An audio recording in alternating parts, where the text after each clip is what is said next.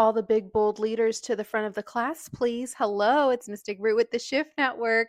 If you are new to this reading, this is an extended reading from the recent reading we posted on TikTok and Instagram, where we got the Nine of Wands and the King of Wands at the bottom. So I'm speaking to leaders here who are also in a place right now of having their faith tested. If you want to learn more about this energy to see if this message is for you, head on over there, check out that video, and then come back here. You're more than welcome to stay either way.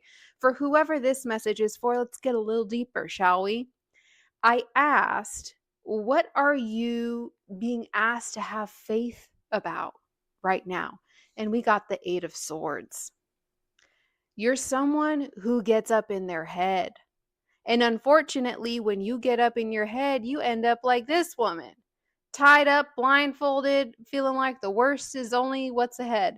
And this is part of this turning for you. This is part of the shift that you're experiencing because you, my lovely friend, are really good at creating a prison within your mind. There's some limiting beliefs that we've been working on. Yes? I already know. This Eight of Swords energy creates this self-imposed prison of the worst case scenario. This is a lot of negative thinking, perhaps some victim mentality, feeling trapped, feeling helpless, feeling like the world is against you. Now, again, this isn't to judge or shame. This is probably due to a lot of experiences throughout your life that led you to believe falsely that this is all that was there for you. And so, in a weird way, it feels like you inherited this limiting belief that bad things tend to happen because it made you feel like at least you were prepared. Now, again, with the King of Wands being part of this main energy, that's not how a King of Wands moves. A King of Wands, Leo energy, is confidence, it's courage. It's not a victim, it's not helpless. It knows that it always plays a role in whatever situation that it is given, and it is going to take it and turn it into the best case scenario. So this was a block in you embodying this energy. So you needed to come face to face with the shadows of this mental imprisonment that became a weird sort of sanctuary for you because it was comfortable. You knew it. You knew how to navigate this.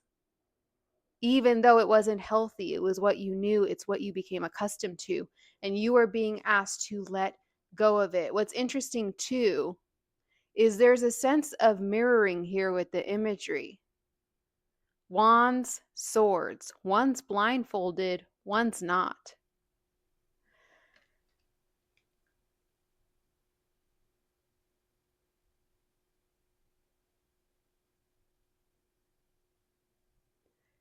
It's such a, and maybe you feel this within your own energy, it's kind of contradicting.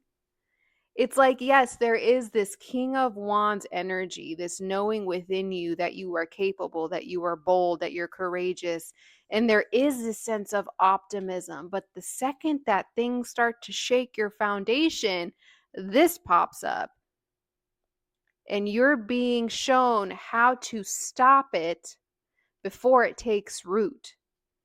Now, I also asked what your superpower is, because for energy like this, what you're shifting feels like it's positioning you and also protecting what is most valuable.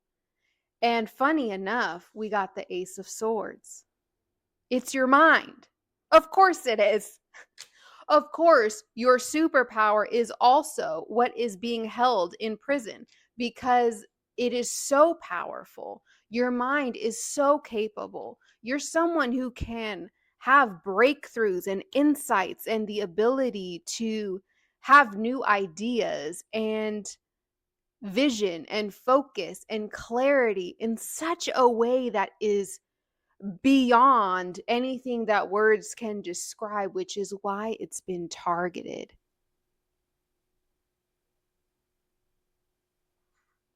If you were taught to fear the expansiveness of your mind or to only go to the dark place, then this could never come forward.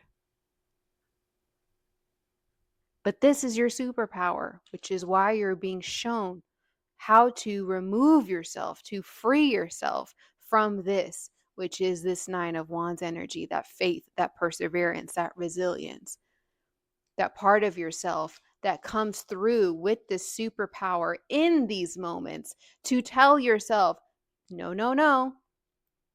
Is that actually true? Or is that just the fear talking? Is that actually true? Or is that just what we assume because it's what we got used to? It keeps a story alive. I also asked what you are meant to lead. Where is your leadership energy being asked at this time? And we got the Knight of Cups and the King of Swords in reverse.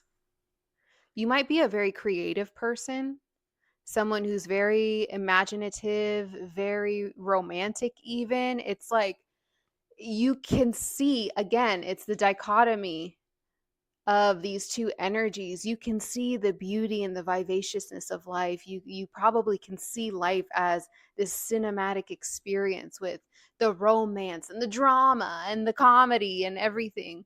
There is a level of beauty that you admire, and therefore you notice it in the world and you add it to the world as well. You may be a very diplomatic person, very tactful, again, very artistic, perhaps a little idealistic. And because of that, again, you've been dealing with the shadow of that, which has been this Eight of Swords energy.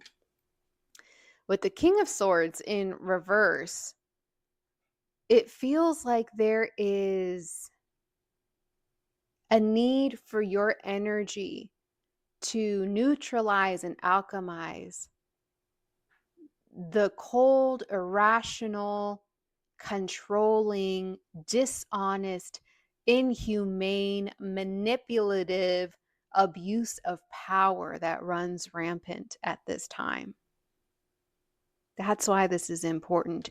You are the variable that neutralizes and alchemizes this energy, which has been in power for quite a while. You're the thing that reminds the world that this is possible, that this is possible. At the bottom of the deck, we have strength. You've had to overcome a lot of self-doubt. You've had to experience where your inner strength could be revived, that self-love, that compassion, that stillness that reminded you that you have this power within you and that you are allowed to embody it and to put it into practice. With the Three of Wands in reverse at the top, there may have been some setbacks or delays that have made you question yourself, made you question your path, your progress. There may have been some obstacles, some frustrations, but again, the universe is reminding you that this is all part of the journey for you, because you are being asked to embody what was always natural for you and to remove what was always getting in the way.